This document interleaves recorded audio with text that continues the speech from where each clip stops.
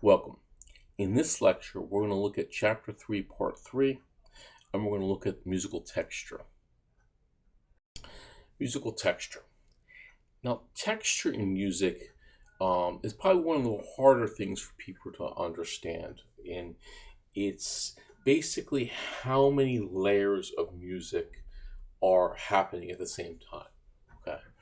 Basically, if you ever looked at a Photoshop project, maybe in Adobe Photoshop and so forth, and you have a picture and you can have different layers moving things around.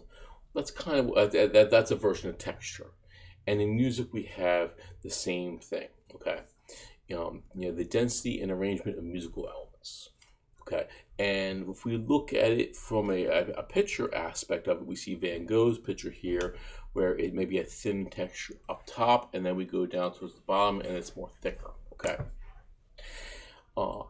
One of the things that we use texture for is to create more contrast, to create more interest. Maybe we'll start off with a one solo melodic line that's monophonic, and then we'll add harmony later on, and that will be homophonic. Okay.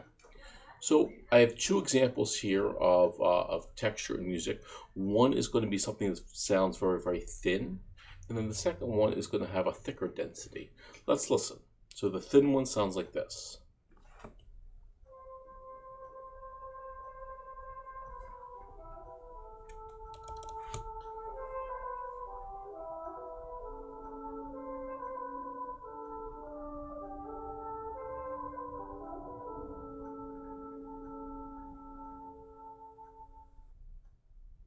Yeah, we have just two woodwinds sounding off for a so forth. So it's just the two instruments.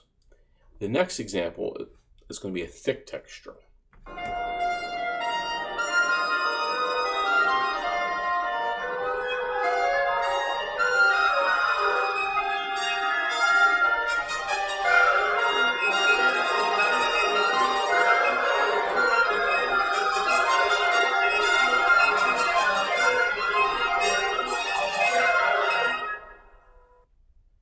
And again, with that example, we can see how thick and how dense it is.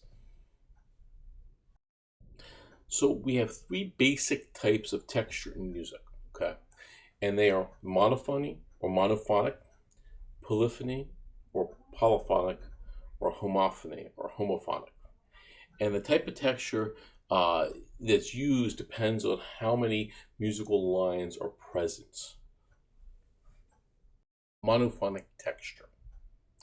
Now, keep in mind, monophonic texture is basically it's one single line of melody, and that's it, okay?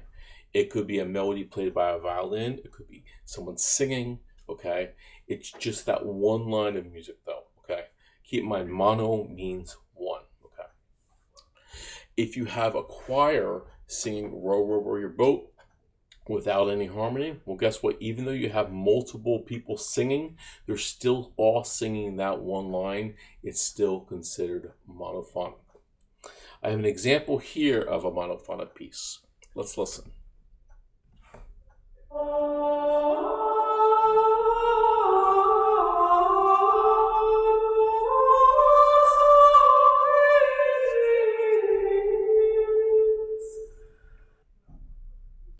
Polyphonic texture.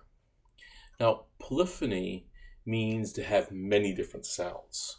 Okay, it's two or more independent sounds that usually are equally important lines. Okay, one of the best examples of polyphony would be this thing called counterpoint. Okay, and counterpoint comes out with maybe the fugues of Bach. Okay, and Johann Sebastian Bach is a composer in the Baroque era, and he writes a specific genre of music called fugues. And in these fugues, basically they're all polyphonic, where you have one melody called a subject, and it's introduced throughout the actual piece, and then there's counter subjects, and the piece evolves polyphonically.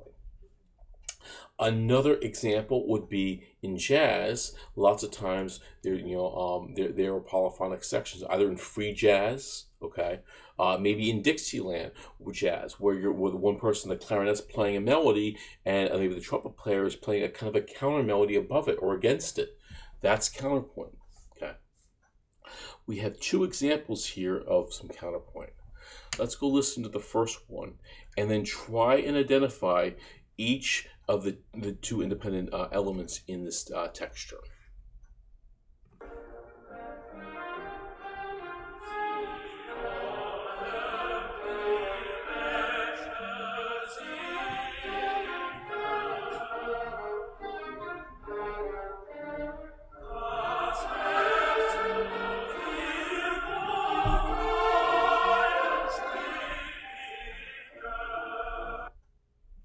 Now, with this example, it's a lot going on.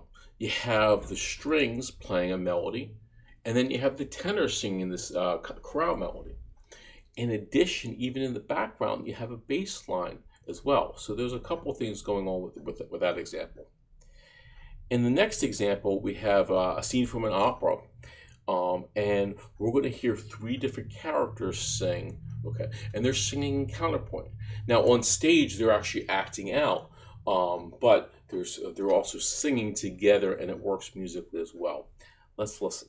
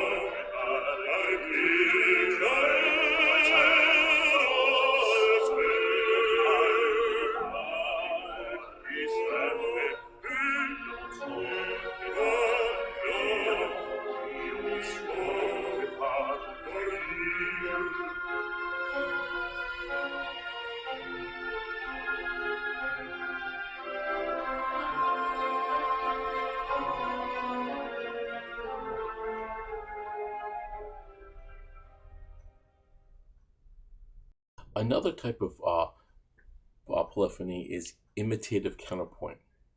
And we see a lot of imitative counterpoint in the Renaissance.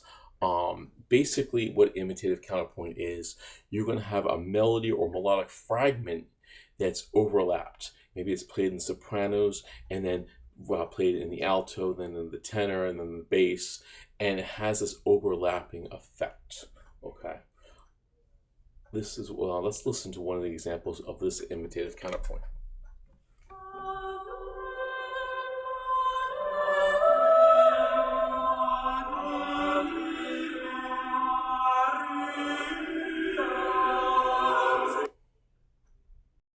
Homophonic texture.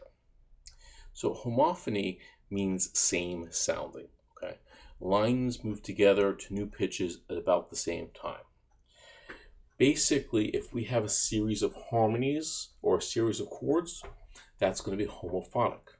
Okay, if we have a melody like Row Row Your Boat and I play a series of chords underneath, that's going to be homophonic.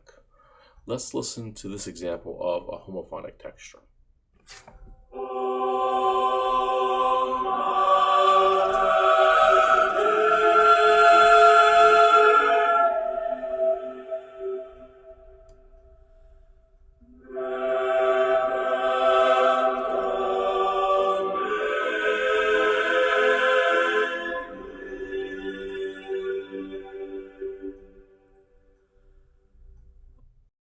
Continuing talking about homophonic texture, homophony also includes one melody with accompaniment. Most music we listen to, either songs on the radio, songs on YouTube, so forth, are homophonic texture. That's the predominant texture of music that's out there today. So I have an example here of a melody with accompaniment. Let's listen.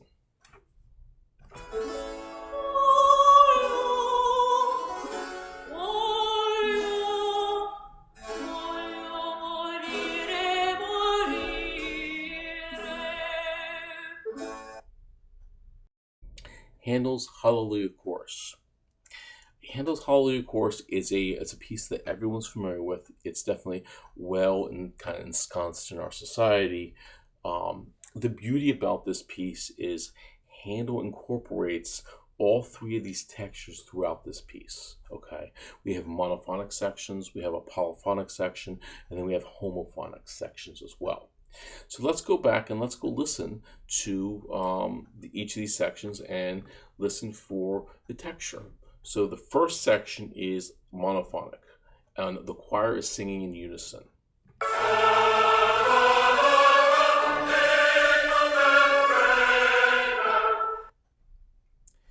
Now, the next polyphonic section, you're going to hear multiple different lines.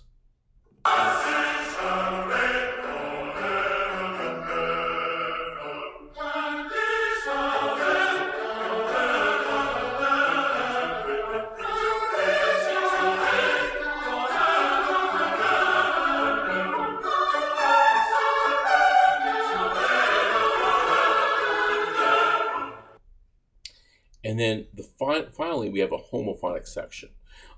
Everyone's singing in harmonies together. Let's listen.